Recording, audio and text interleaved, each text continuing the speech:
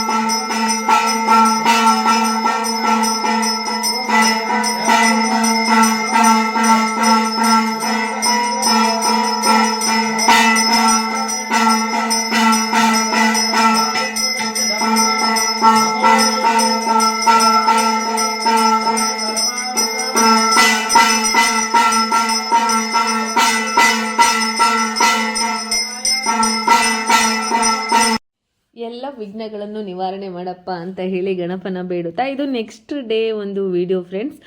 ಮೈಸೂರಿಗೆ ಅಂತ ಹೇಳಿ ಪ್ರೋಗ್ರಾಮ್ಗೆ ಹೊರಟಿದ್ವಿ. ಯಾವುದೇ ಒಂದು ಡ್ಯಾನ್ಸ್ ಪ್ರೋಗ್ರಾಮ್ ಇರಲಿ ಬೆಳಗ್ಗೆನೇ ಹೋಗಬೇಕು. ನಮಗಂತೂ ನಿಜ ಇರಿಟೇಷನ್ ಆಗ್ತಾ ಇರುತ್ತೆ, ಆದರೆ ಮಕ್ಕಳು ಮಾತ್ರ ಫುಲ್ ಖುಷಿಲಿರ್ತಾರೆ. ಅವ್ರು ಖುಷಿಲಿದ್ದರೆ ನಿಜವಾಗ್ಲೂ ನಮಗೂ ಮನಸ್ಸಿಗೆ ಒಂಥರ ನೆಮ್ಮದಿ. ಪ್ರತಿಯೊಂದು ಸಾರಿನೂ ಯಾವುದೇ ಪ್ರೋಗ್ರಾಮ್ಗೆ ಹೋಗಲಿ ದಾರಿಲಿ ಹೋಗ್ಬೇಕಾದ್ರೆ ವನಭದ್ರಕಾಳಿ ದೇವ್ರದ ಒಂದು ಆಶೀರ್ವಾದನ ಪಡ್ಕೊಂಡೇ ನಾವು ಮುಂದೆ ಹೋಗೋದು. ಒಳ್ಳೆಯದು ಕೆಟ್ಟದ್ದು ಎಲ್ಲ ನೀನೇ ನೋಡ್ಕೊಪ್ಪ ಅಂತ ಹೇಳಿ ದೇವ್ರ ಮೇಲೆ ಭಾರ ಹಾಕಿ ಹೊರಡ್ತೀವಿ. ಪ್ರೋಗ್ರಾಮ್ಗೆ ಹೊರಟಂಗೆ ಮಕ್ಕಳಿಗೆ ಫುಲ್ಲು ಡ್ಯಾನ್ಸ್ ಬೆಳಗ್ಗೆನೇ ಸ್ಟಾರ್ಟ್ ಮಾಡಿಬಿಡ್ತಾರೆ. ಒಂಥರ ಖುಷಿ ಆಗುತ್ತೆ ಆ ಮಕ್ಕಳು ಜೋಶ್ ನೋಡಬೇಕಾದ್ರೆ. ಫ್ರೆಂಡ್ಸ್, ಏನೇ ಒಂದು ಸಾಧನೆ ಮಾಡಬೇಕಾದ್ರೂ ಫಸ್ಟು ಮನುಷ್ಯನಿಗೆ ಒಂದು ಹುಮ್ಮಸ್ಸು ಅನ್ನೋದಿರಬೇಕು ಮತ್ತು ಆಸಕ್ತಿ ಅನ್ನೋದಿರಬೇಕು. ಆಸಕ್ತಿನೇ ಇಲ್ಲದೇ ಅವ್ರನ್ನ ಏನೋ ಒಂದು ಇಷ್ಟ ಇಲ್ದೇ, ಈಗ ಎಕ್ಸಾಂಪಲ್ ಒಂದು ಡ್ಯಾನ್ಸ್ಗೆ ಆಗಲಿ ಆ ಮಕ್ಕಳಿಗೆ ಆಸಕ್ತಿ ಇಲ್ದೇ ನಾವು ಕರ್ಕೊಂಡೋಗ್ಬಿಟ್ರೆ ಅವ್ರು ನಿಜವಾಗ್ಲೂ ಮಾಡೋದಿಲ್ಲ. ಯಾವುದೇ ಒಂದು ವಿಚಾರಗಳನ್ನ ಕಲಿಯೋದ್ರಲ್ಲಾಗಲಿ ಮಕ್ಕಳಿಗೂ ಆಸಕ್ತಿ ಇರಬೇಕು. ಹಾಗೆ ತಂದೆ ತಾಯಿಯಾಗಿ ನಾವು ಕೂಡ ಅವರಿಗೆ ಸಪೋರ್ಟ್ ಮಾಡಬೇಕು. ಆವಾಗ ಮಾತ್ರ ಏನೋ ಒಂದು ಸಾಧನೆ ಮಾಡೋಕ್ಕೆ ಸಾಧ್ಯ ಆಗೋದು. ಇಲ್ಲ ಅಂತ ಹೇಳಿದ್ರೆ ಅಯ್ಯೋ ಆ ಮಕ್ಕಳಾಗಿ ಮಾಡ್ತಿದ್ದಾರೆ ಈ ಮಕ್ಕಳಾಗಿ ಮಾಡ್ತಿದ್ದಾರೆ ಅಂತ ಬರೀ ನಾವು ಸುಮ್ಮನೆ ಹೇಳ್ಕೊಂಡಿದ್ರೆ ಏನೂ ನಡೆಯೋದಿಲ್ಲ. ನಾವು ಸಪೋರ್ಟ್ ಮಾಡಿದ್ರೆ ಮಾತ್ರ ಮಕ್ಕಳು ಕೂಡ ಮುಂದುವರಿಯೋಕ್ಕೆ ಸಾಧ್ಯ. ಅದು ಬಿಟ್ಬಿಟ್ಟು ಬೇರೆ ಮಕ್ಕಳಿಗೆ ಕಂಪೇರ್ ಮಾಡೋದು ಬಿಟ್ಬಿಟ್ಟು ಫಸ್ಟ್ ನಾವು ನಮ್ಮ ಮಕ್ಕಳಿಗೆ ನಾವು ಸಪೋರ್ಟ್ ಕೊಡಬೇಕು ಅಲ್ವಾ. ಸಪೋರ್ಟೇ ಕೊಡ್ದೇ ಮಕ್ಕಳನ್ನ ನೀವೇನು ಮಾಡ್ತಾಯಿಲ್ಲ ಅಂತ ಬೇರೆ ಮಕ್ಕಳಿಗೆ ಕಂಪೇರ್ ಮಾಡೋಕ್ಕೆ ಹೋಗ್ಬಾರ್ದು. ಹಾಗೆ ಇದು ನೆಕ್ಸ್ಟು ವರಮಹಾಲಕ್ಷ್ಮಿ ಹಬ್ಬದ ವಿಡಿಯೋ. ನಾನು ಆಗಲೇ ಹೇಳ್ದಂಗೆ ತುಂಬ ಲೇಟಾಗಿ ವಿಡಿಯೋನ ಅಪ್ಲೋಡ್ ಮಾಡ್ತಾಯಿದ್ದೀನಿ. ರೀಸನ್ ಇಷ್ಟೇ, ಡಿಲೀಟ್ ಆಗಿಬಿಟ್ಟಿತ್ತು ಅಂತ ಹೇಳಿ ಸುಮಾರು ವೀಡಿಯೋಗಳನ್ನ ಅಪ್ಲೋಡೇ ಮಾಡಿರಲಿಲ್ಲ. ಎಷ್ಟೊಂದು ಕಷ್ಟಪಟ್ಟು ವೀಡಿಯೋ ಮಾಡ್ಕೊಂಡಿರ್ತೀವಿ, ಅದುವೇ ಡಿಲೀಟ್ ಆದಾಗ ನಿಜ ಎಷ್ಟೊಂದು ಬೇಜಾರಾಗುತ್ತೆ ಅಂತ ಹೇಳಿದ್ರೆ ತುಂಬಾ ಫೀಲ್ ಆಗುತ್ತೆ. ಒಬ್ಬರು ಯೂಟ್ಯೂಬರ್ ಅಂತ ಹೇಳಿದ್ಮೇಲೆ ಯಾವುದೋ ಒಂದು ಪ್ಲೇಸ್ಗೆ ಹೋಗ್ತೀವಿ, ಅಲ್ಲಿ ವೀಡಿಯೋ ಮಾಡಬೇಕಾದ್ರೆ ತುಂಬ ಜನ ಹೇಳ್ತಾರೆ ಅಯ್ಯೋ ಇನ್ನೇನು ಕೆಲಸ ಎಲ್ಲ ವೀಡಿಯೋ ಮಾಡ್ತಿದ್ದಾರೆ ಅಂತ. ಬಟ್ ಅದೇ ಒಂದು ಜನ ಅವ್ರದ್ದೇ ಒಂದು ಏನಾದರೂ ವೀಡಿಯೋ ಅಪ್ಲೋಡ್ ಮಾಡಿದಾಗ ತೋರಿಸು ಹೆಂಗಿದೆ ಅಂತ ನೋಡ್ತೀನಿ, ಒಳ್ಳೆ ಮೆಮೊರೀಸ್ ಅಲ್ವಾ ಅಂತ ಹೇಳ್ತಾರೆ. ಸೊ ಇದನ್ನೆಲ್ಲ ಫೇಸ್ ಮಾಡಿದವರೇ ಯೂಟ್ಯೂಬರು. ಅಂಥದ್ರಲ್ಲಿ ಅದೆಲ್ಲ ಆದಮೇಲೂ ಅಷ್ಟೊಂದು ಕಷ್ಟಪಟ್ಟು ಮಾಡಿರೋ ವೀಡಿಯೋ ಡಿಲೀಟ್ ಆದಾಗ ತುಂಬಾ ಬೇಜಾರಾಗ್ಬಿಡುತ್ತೆ ಅಲ್ವಾ. ಹಾಗೆ ಇದು ವರಮಹಾಲಕ್ಷ್ಮಿ ಹಬ್ಬದ ವೀಡಿಯೋ ಫ್ರೆಂಡ್ಸ್. ಏನು ಮಾಡೋದು ಹೇಳಿ, ಹೆಣ್ಮಕ್ಳು ಇಲ್ಲ ಅಂತ ಬೇಜಾರು ಮಾಡ್ಕೊಳ್ಳೋದು, ಇಲ್ಲ ಬರೀ ಗಂಡಾದ್ವಲ್ಲ ಅಂತ ಬೇಜಾರು ಮಾಡ್ಕೊಳ್ಳೋದು ಅಂತ ಗೊತ್ತಿಲ್ಲ. ಆದರೆ ಒಂದೇನಪ್ಪ ಅಂತ ಹೇಳಿದ್ರೆ, ಈ ಕಾಲದಲ್ಲಿ ಹೆಣ್ಮಕ್ಳು ಗಂಡು ಮಕ್ಕಳು ಅಂತ ಏನೂ ಭೇದ ಭಾವ ಇಲ್ಲ. ಹೆಣ್ಮಕ್ಳು ಅಷ್ಟೇ ಅಲ್ಲದೆ ಗಂಡು ಮಕ್ಕಳು ಕೂಡ ನಮಗೆ ಕೆಲಸದಲ್ಲಿ ತುಂಬ ಹೆಲ್ಪ್ ಮಾಡಿಕೊಡ್ತಾರೆ ಅಂತ ಹೇಳೋದಕ್ಕೆ ಗಂಡು ಮಕ್ಕಳೇ ಉದಾಹರಣೆ ಅಂತ ಹೇಳ್ಬೋದು. ಪಾಪ ನಮಗೆ ಏನೇ ಒಂದು ಹೇಳಿದ್ರು ಸಣ್ಣ ಪುಟ್ಟ ಕೆಲಸಗಳನ್ನೆಲ್ಲ ಮಾಡಿಕೊಡ್ತಾ ಇರ್ತಾರೆ. ಹೆಣ್ಣು ಗಂಡು ಅಂತ ಭೇದ ಇಲ್ದೇ ಮಕ್ಕಳನ್ನ ಮಕ್ಕಳಾಗಿ ನೋಡಿದ್ರೆ ಅದಷ್ಟೇ ಸಾಕಲ್ವಾ. ಹಾಗೆ ಹಬ್ಬ ಅಂತ ಹೇಳಿದ್ರೆ ಫ್ರೆಂಡ್ಸ್, ಎಷ್ಟೊಂದು ಕೆಲಸ ಇರುತ್ತೆ ಅಂತ ಹೇಳಿದ್ರೆ, ಹಬ್ಬ ಈ ಹಬ್ಬಗಳು ಸ್ಟಾರ್ಟ್ ಆಯಿತು ಅಂತ ಹೇಳಿದ್ರೆ ಹೆಚ್ಚು ಕಮ್ಮಿ ವರಮಹಾಲಕ್ಷ್ಮಿ ಹಬ್ಬ ಅಲ್ಲ, ಅದಕ್ಕಿಂತ ಮುಂಚೆ ಆಷಾಢ ಶ್ರಾವಣ ಇದೆಲ್ಲ ಸ್ಟಾರ್ಟ್ ಆಗುತ್ತಲ್ಲ. ಆಷಾಢದಲ್ಲಿ ಸ್ಟಾರ್ಟ್ ಆದರೆ ಕೆಲಸ ಹೆಚ್ಚು ಗೌರಿ ಹಬ್ಬ ಗಂಟ ತುಂಬಾ ಕೆಲಸ ಅಂತ ಹೇಳ್ಬೋದು. ಫುಲ್ ಹೆಣ್ಮಕ್ಳಿಗಂತೂ ಯಾವ ಎಕ್ಸಸೈಸು ಬೇಡ, ಜಿಮ್ಮು ಬೇಡ, ಮನೆ ಕೆಲಸ ಮಾಡಿ ಮಾಡಿ ಮಾಡಿ ಸಾಕಾಗೋಗ್ಬಿಡುತ್ತೆ ಅಲ್ವಾ ಫ್ರೆಂಡ್ಸ್. ಆದರೆ ಫೈನಲ್ ಏನಪ್ಪ ಅಂತ ಹೇಳಿದ್ರೆ, ಎಲ್ಲ ಆಗಿ ಒಂದು ದೇವ್ರನ್ನ ಒಂದು ಅಲಂಕಾರ ಎಲ್ಲ ಮಾಡಿದ್ಮೇಲೆ ವರಮಹಾಲಕ್ಷ್ಮಿ ಹಬ್ಬದಲ್ಲಿ ಮನಸ್ಸಿಗೆ ಎಷ್ಟೊಂದು ನೆಮ್ಮದಿ ಆಗುತ್ತೆ ಅಂತ ಹೇಳಿದ್ರೆ ಅದನ್ನ ಹೇಳೋಕ್ಕೆ ಸಾಧ್ಯ ಇಲ್ಲ ಅಲ್ವಾ. ಅಷ್ಟೊಂದು ಖುಷಿ ಆಗ್ತಾ ಇರುತ್ತೆ. ಗಂಡನ ಆಶೀರ್ವಾದ ಪಡೆಯೋದ್ರಲ್ಲಿ ಅದು ಏನೋ ಒಂದು ಸಂತೋಷ, ಅದನ್ನ ಹೇಳೋಕ್ಕೆ ಆಗೋದಿಲ್ಲ ಅಲ್ವಾ ಹೆಣ್ಮಕ್ಳಿಗೆ. ಅವರು ನಮಗೂ ಒಂದು ಆಶೀರ್ವಾದ ಮಾಡುವಾಗ ಅಷ್ಟೊಂದು ದಿನದಿಂದ ಕಷ್ಟಪಟ್ಟು ಕೆಲಸ ಮಾಡಿರೋ ಸುಸ್ತೆಲ್ಲ ಮರ್ತೋಗ್ಬಿಡುತ್ತೆ. ನಿಮಗೂ ಕೂಡ ಅದೇ ಥರ ಅನುಭವ ಆಗಿದೆಯಾ ಅಂತ ಹೇಳಿ ಕಮೆಂಟ್ ಮಾಡಿ. ನಮ್ಗೆ ಹೆಣ್ಮಕ್ಳಿಗೆ ಅಷ್ಟೇ ಅಲ್ವಾ ಸಿರಿ, ಇನ್ನೇನು ಆಸ್ತಿ ಒಡವೆ ಬಟ್ಟೆ ಬೇಡ ಅಂತಲ್ಲ, ಅದೆಲ್ಲದಕ್ಕಿಂತ ಹೆಚ್ಚಾಗಿ ಗಂಡನ ಒಂದು ಪ್ರೀತಿ ನಮ್ಮ ಜೊತೆ ಇದ್ದರೆ ಇನ್ನೇನು ಬೇಡ ನಮಗೆ ಅಂತ ಅನಿಸುತ್ತೆ. ಗಂಡ ಒಬ್ಬ ನಮ್ಮ ಜೊತೆ ಕಷ್ಟ ಸುಖ ಎಲ್ಲದರಲ್ಲೂ ನಮ್ಮ ಜೊತೆ ಸಪೋರ್ಟಾಗಿ ನಿಂತುಬಿಟ್ರೆ ಅದಕ್ಕಿಂತ ಸ್ವರ್ಗ ಸುಖ ಇನ್ನೊಂದಿಲ್ಲ ಅಲ್ವಾ ಫ್ರೆಂಡ್ಸ್. ಪ್ರತಿಯೊಂದು ಹೆಣ್ಮಕ್ಳು ಬೇಡೋದು ಇಷ್ಟೇ, ನಾವು ಗಂಡ ಹೆಂಡತಿ ಮಕ್ಕಳು ಯಾವಾಗಲೂ ನಮ್ಮ ಕುಟುಂಬದೊಂದಿಗೆ ಖುಷಿಯಾಗಿ ಸಂತೋಷವಾಗಿರಬೇಕು ಅಂತ. ನಮ್ಮ ಯಾವುದೇ ಒಂದು ಹೊಂದಾಣಿಕೆಗೂ ಇಬ್ಬರಲ್ಲೂ ಅಂಡರ್ಸ್ಟ್ಯಾಂಡಿಂಗ್ ಇರಬೇಕು. ಅಂಡರ್ಸ್ಟ್ಯಾಂಡಿಂಗೇ ಇಲ್ದೇ ನಾವು ಗಂಡ ಹೆಂಡ್ತಿನೋ ಚೆನ್ನಾಗಿರಬೇಕು ಅಂದ್ರೆ ಆಗಲ್ಲ. ಅವ್ರ ಕಷ್ಟ ಸುಖನ ನಾವು ಅರ್ಥ ಮಾಡ್ಕೋಬೇಕು, ನಮ್ಮ ಒಂದು ಕಷ್ಟ ಸುಖನ ಅವರು ಅರ್ಥ ಮಾಡ್ಕೋಬೇಕು. ಆವಾಗ ಮಾತ್ರ ಒಂದು ಉತ್ತಮ ಸಂಸಾರನ ನಾವು ಸಾಗಿಸೋಕ್ಕೆ ಸಾಧ್ಯ ಅಲ್ವಾ. ಹಾಗೆ ಪೂಜೆ ಎಲ್ಲ ಆದಮೇಲೆ ಈ ಥರ ಒಂದು ಅವ್ರ ಹತ್ರ ಆಶೀರ್ವಾದ ಪಡೆಯೋದ್ರಲ್ಲಿರೋ ಒಂದು ಖುಷಿನೇ ಬೇರೆ ಅಲ್ವಾ ಫ್ರೆಂಡ್ಸ್. ಹಾಗೆ ನಮ್ಮನೆ ದೊಡ್ಡ ಮನುಷ್ಯ ದೇವ್ರ ಹತ್ರ ತುಂಬ ಬೇಡ್ಕೊತಾ ಇದ್ದ. ಏನು ಬೇಡ್ಕೊತಾ ಇದೆ ಅಂತ ಕೇಳಿದೆ. ಮಮ್ಮಿ ಏನು ಗೊತ್ತಾ, ದೇವ್ರ ಹತ್ರ ನಾವೇನು ಬೇಡ್ಕೊತೀವಿ ಅದನ್ನ ಯಾರಿಗೂ ಹೇಳ್ಬಾರ್ದು, ಹೇಳಿದ್ರೆ ದೇವ್ರು ನಮಗೆ ಅದನ್ನು ಈಡೇರಿಸೋದಿಲ್ಲ ಅಂತ ಹೇಳ್ತಾ ಇದ್ದ. ಹೌದಾ, ಪರವಾಗಿಲ್ಲ ಮಮ್ಮಿ ಜೊತೆ ಹೇಳ್ಬೋದು ಅಂತ ಹೇಳಿದ್ರೆ, ಇಲ್ಲ ದೇವ್ರ ಹತ್ರ ಮಾತ್ರ ಹೇಳೋದು ಅಂತ ಹೇಳ್ತಾ ಇದ್ದ. ಯಾವುದೇ ಒಂದು ಹಬ್ಬ ಆಗಲಿ ಮದುವೆ ಆಗಲಿ ಫಂಕ್ಷನ್ ಆಗಲಿ ಏನೇ ಇರಲಿ ಅಲ್ಲಿ ಮಕ್ಕಳಿರಬೇಕು ಅಲ್ವ ಫ್ರೆಂಡ್ಸ್. ಆ ಮಕ್ಕಳಿದ್ರೇ ಮಾತ್ರ ಒಂದು ಸಂತೋಷ. ಯಾವುದೇ ಒಂದು ಫಂಕ್ಷನ್ಗಳಲ್ಲಿ ನೋಡಿ ಮಕ್ಕಳಿಲ್ಲ ಅಂತ ಹೇಳಿದ್ರೆ ಎಷ್ಟೇ ಕೋಟಿ ಖರ್ಚು ಮಾಡಿ ಆ ಫಂಕ್ಷನ್ನ ಮಾಡಿದರೂ ಕೂಡ ಒಂದು ಖುಷಿ ಸಂತೋಷ ಅಂತೂ ಇರೋದಿಲ್ಲ. ಮಕ್ಕಳಿದ್ರೆ ಮಾತ್ರ ಆ ಒಂದು ಫಂಕ್ಷನ್ಗೆ ಒಂದು ಕಳೆ ಅಂತ ಹೇಳ್ಬೋದು. ಆ ಮಕ್ಕಳು ನಗಾಡ್ತಾ ಇರಬೇಕು, ಓಡಾಡ್ತಾ ಇರಬೇಕು, ಗಲಾಟೆ ಮಾಡ್ತಾ ಇರಬೇಕು. ಆವಾಗ ಮಾತ್ರ ಆ ಮನೆಗೂ ಮನಸ್ಸಿಗೂ ಒಂದು ಖುಷಿ. ಮನೆಯಲ್ಲಾಗಲಿ ಫಂಕ್ಷನ್ಲಾಗಲಿ ಮಕ್ಕಳು ಇಲ್ಲದೆ ಇರೋದು, ಹಾಗೆ ಫ್ರೆಂಡ್ಸ್ ಇಲ್ಲದೆ ಇರೋ ಜೀವನನೇ ಅಲ್ಲ. ಮನುಷ್ಯ ಅಂತ ಹೇಳಿದ್ಮೇಲೆ ಫ್ರೆಂಡ್ಸ್ ಇರಬೇಕು, ಮಕ್ಕಳಿರಬೇಕು, ಒಂದು ಜಾಗಕ್ಕೆ ಹೋಗಬೇಕು ಬರಬೇಕು. ಅವಾಗ ಮಾತ್ರ ನಮ್ಮ ಜೀವನಕ್ಕೆ ಒಂದು ಅರ್ಥ ಹಾಗೆ ಸಾರ್ಥಕ. ಒಬ್ಬರೇ ಇದ್ದರೆ ಅಥವಾ ಯಾರ ಜೊತೆನೂ ಸೇರ್ದೇ ಅಯ್ಯೋ ನಾನು ದೊಡ್ಡ ಶ್ರೀಮಂತ, ನಾನು ಯಾಕೆ ಅವ್ರ ಜೊತೆ ಸೇರ್ಕೊಬೇಕು, ಅಯ್ಯೋ ನಾನು ಬಡವ, ನಾನು ಅವ್ರ ಜೊತೆ ಸೇರೋಂಗಿಲ್ವ ಅಂತ ನಾವು ನಮ್ಮಲ್ಲೇ ಮನೋಭಾವನೆ ಇಟ್ಕೊಂಡಿದ್ರೆ ಒಂದು ಸಂಸಾರನೂ ಮಾಡೋಕ್ಕಾಗಲ್ಲ. ಹಾಗೆ ಒಂದು ಫ್ರೆಂಡ್ಶಿಪ್ಪು ಕೂಡ ಬೆಳೆಯಲ್ಲ. ಒಬ್ಬ ಮನುಷ್ಯನಿಗೆ ಇನ್ನೊಬ್ಬ ಮನುಷ್ಯ ಆಗಬೇಕು, ಇನ್ನೊಬ್ಬರ ಕಷ್ಟಕ್ಕೆ ಹಾಗೆ ಸುಖಕ್ಕೆ ಇನ್ನೊಬ್ರು ಆಗಲೇಬೇಕು. ದೊಡ್ಡಸ್ತನ ಸಣ್ಣತನ ಅನ್ನೋದು ಏನೂ ಬರೋದಿಲ್ಲ. ಮನುಷ್ಯ ಸತ್ತಾಗ ಏನೂ ಹೊತ್ಕೊಂಡು ಹೋಗಲ್ಲ. ನಾವು ಬಿಟ್ಟು ಹೋಗೋದು ಏನಪ್ಪ ಅಂತ ಹೇಳಿದ್ರೆ ನಮ್ಮ ಒಂದು ಒಳ್ಳೆಯ ನೆನಪುಗಳಷ್ಟೇ. ನಾವು ಅವ್ರ ಜೊತೆ ಚೆನ್ನಾಗಿದ್ದರೆ ಅವರು ನಾವು ಸತ್ತ ಮೇಲೂ ನಮ್ಮನ್ನ ನೆನಪಿಸ್ಕೊತಾರೆ. ಚೆನ್ನಾಗಿಲ್ಲ ಅಂತ ಹೇಳಿದ್ರೆ ಅಯ್ಯೋ ಒಂದು ಸರಿ ಹೋಗಿದ್ದು ಒಳ್ಳೇದೇ ಆಯ್ತಪ್ಪ ಅಂತ ಹೇಳ್ತಾರೆ. ಅದಕ್ಕೆ ನಾವು ಒಬ್ಬರ ಜೊತೆ ಆದಷ್ಟು ಚೆನ್ನಾಗಿರೋದಕ್ಕೆ ಪ್ರಯತ್ನ ಪಡಬೇಕು. ಎಲ್ರೂ ಒಳ್ಳೆಯವ್ರು ಮಾಡ್ಕೊಳಕ್ಕಾಗಲ್ಲ, ಪ್ರಪಂಚನೇ ಹಾಗಿದೆ. ಹಂಗಂದ್ಬಿಟ್ಟು ಯಾರ ಜೊತೆನೂ ಮಾತಾಡ್ದೇ ಇರೋಕ್ಕಾಗಲ್ಲ. ಒಬ್ಬರನ್ನ ಕಂಡ್ರೆ ಒಬ್ರಿಗಿಷ್ಟ ಆಗಲ್ಲ, ಇನ್ನೊಬ್ರಿಗಿಷ್ಟ ಆಗಲ್ಲ. ಆದರೆ ನಮ್ಮನ್ನೂ ಇಷ್ಟಪಡೋರು ಅಂತ ಒಬ್ರು ಇರ್ತಾರಲ್ವ, ಅವ್ರ ಜೊತೆನಾದ್ರೂ ನಾವು ಚೆನ್ನಾಗಿರೋಕ್ಕೆ ಪ್ರಯತ್ನ ಪಡಲೇಬೇಕು. ಅದೇ ಒಂದು ಮನುಷ್ಯತ್ವ, ಅದೇ ಒಂದು ಜೀವನನೇ ನಿಜವಾಗ್ಲೂ ಚಂದ. ನಮ್ಮ ಜೊತೆ ಹುಟ್ಟಿದವರು ಮಾತ್ರ ಅಲ್ಲ, ಅಣ್ಣ ತಮ್ಮ ಅಕ್ಕ ತಂಗಿ ಅಲ್ಲ, ನಮ್ಮ ಒಂದು ಜೀವನದ ಜರ್ನಿಲಿ ಸಾಕಷ್ಟು ಜನ ನಮಗೆ ಪರಿಚಯ ಆಗ್ತಾ ಇರ್ತಾರೆ. ಅದರಲ್ಲಿ ತುಂಬ ಜನ ಒಳ್ಳೆಯವರು ಇರ್ತಾರೆ, ಕೆಟ್ಟವರು ಇರ್ತಾರೆ. ನಮ್ಮ ಜೀವನದಲ್ಲಿ ಉಳ್ಕೊಳ್ಳೋರು ಸ್ವಲ್ಪ ಜನ ಇರ್ತಾರೆ.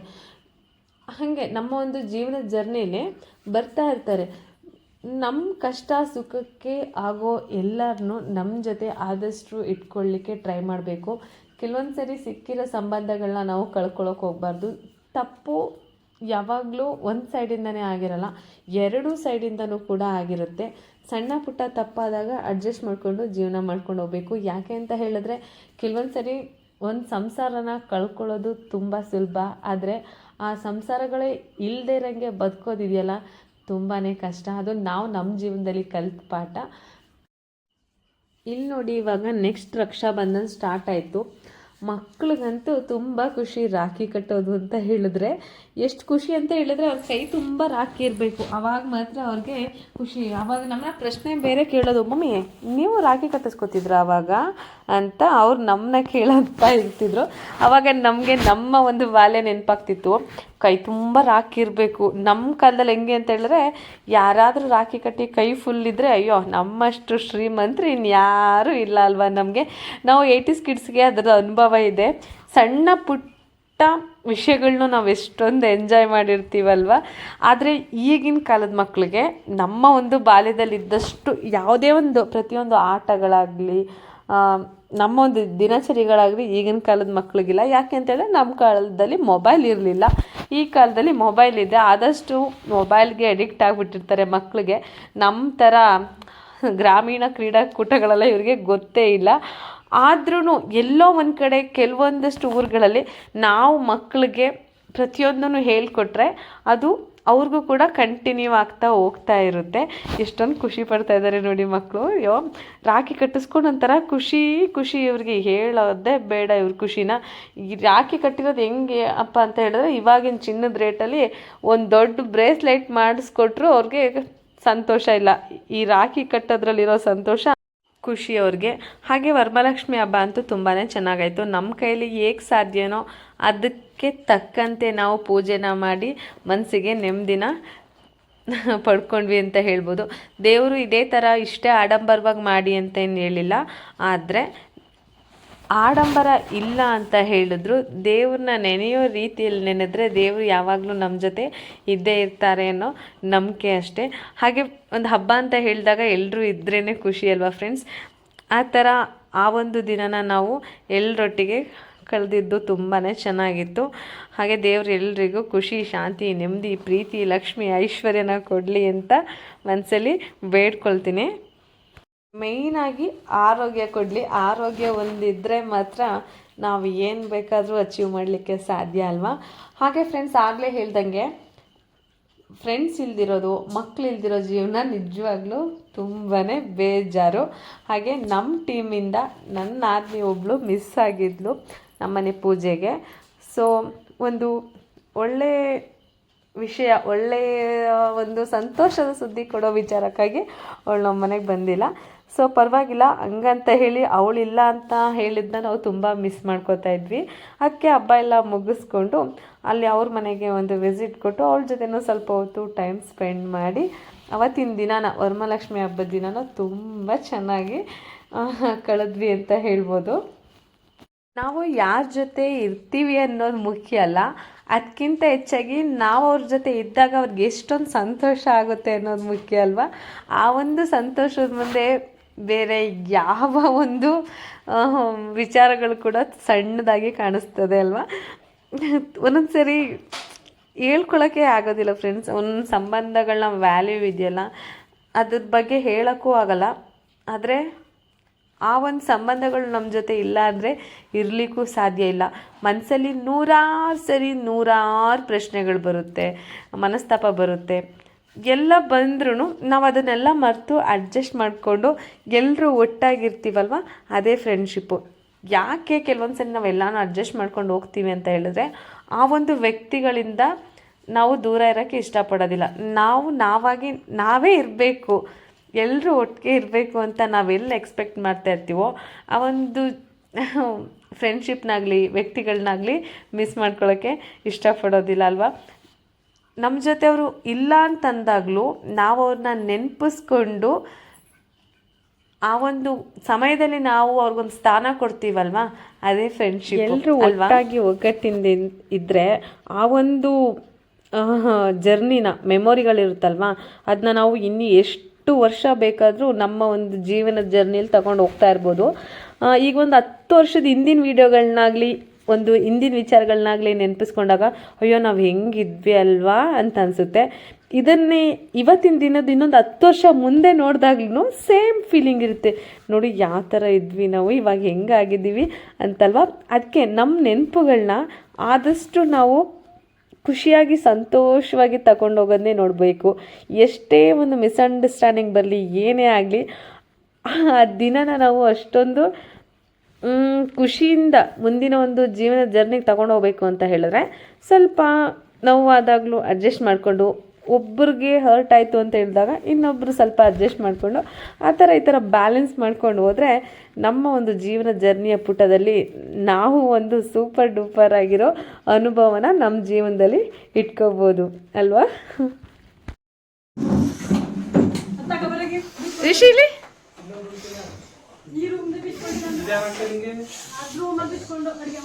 ನೀನು ಆಕ್ಷನ್ ಮಾಡ್ತಾ ಇದೆಯಲ್ಲೋ.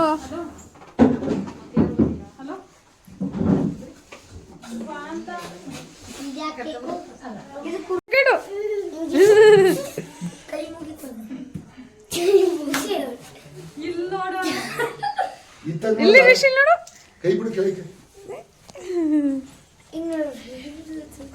ಕಸ್ತಾನ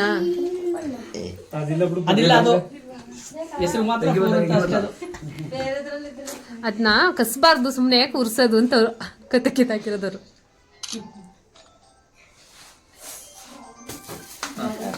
happy birthday to you, happy birthday to you, happy birthday to you Rishvith, happy birthday to you.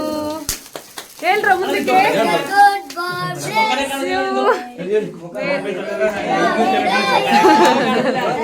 ಟೊಪ್ಪಿ ತಗದ್ರೆ ನನ್ನೇ ಕಾಣಕ್ಕಿಲ್ಲ, ನನ್ನ ಕೂದಲೊಳಗೇನು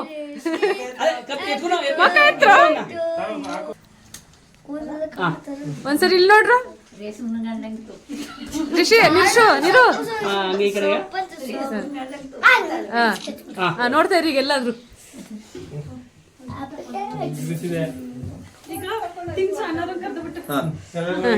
ಹೋಗಿ ಎಲ್ಲ ಕಿಡ್ಸ್ ಹೋಗಿ ಹೋಗಿ ಹೋಗಿ.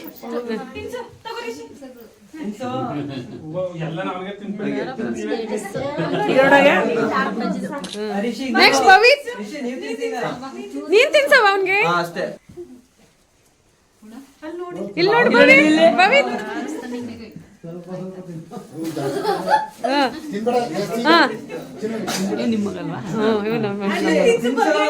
ನೀನೇ ತಿನ್ಕೋಬ ಪವಿತ್.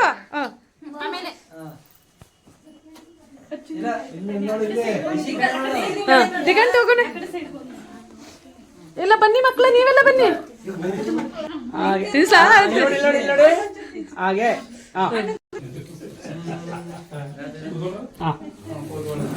ಈ ಒಂದು ವಿಡಿಯೋ ತಮ್ಮನ ಮಗನ ಬರ್ಡೇ ವಿಡಿಯೋ, ಅದು ಕೂಡ ಇದರಲ್ಲೇ ಇತ್ತು ಅಂತ ಹೇಳಿ ಅಪ್ಲೋಡ್ ಮಾಡಿದೆ. ಹಾಗೆ ಇವತ್ತಿನ ಈ ಒಂದು ವಿಡಿಯೋ ನಿಮ್ಗೆ ಎಲ್ರಿಗೂ ಇಷ್ಟ ಆಗಿದ್ರೆ ದಯವಿಟ್ಟು ನಮ್ಮ ಚಾನಲ್ನ ಸಬ್ಸ್ಕ್ರೈಬ್ ಮಾಡ್ಕೊಳ್ಳಿ.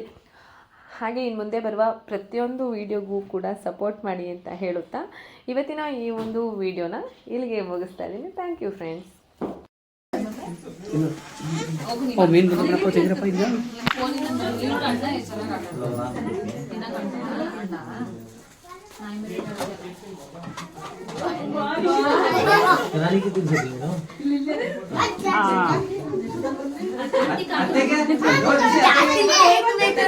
ಹಾಗೆ ನಿಂತ್ಕೊಳ್ಳಿ. ಇದ್ರ ಮನೆಯಾಗೆ ಹಾಂ ಹಾಗೆ ನೋಡಿ